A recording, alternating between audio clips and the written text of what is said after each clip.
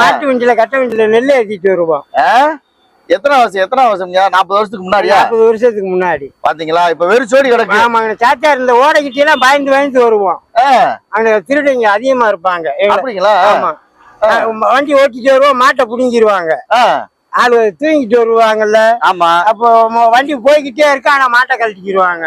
என்னங்க சொல்றீங்க? போய்கிட்டே இருக்கும் பொழுதா? போய்கிட்டு இருக்கும் போது 2 பக்கம் ஆள் நேக்கா தூக்கிட்டு மாட்டை கழட்டிக்கிற வேண்டியதான். பின்னாடி கயிறு தவிர்த்து விட்டு நெல் முடிய தூக்கிக்கிற வேண்டியதா. முன்னாடி எல்லாம் அவ்வளவு டிராபிக், ஆள் பழக்கமே இல்ல.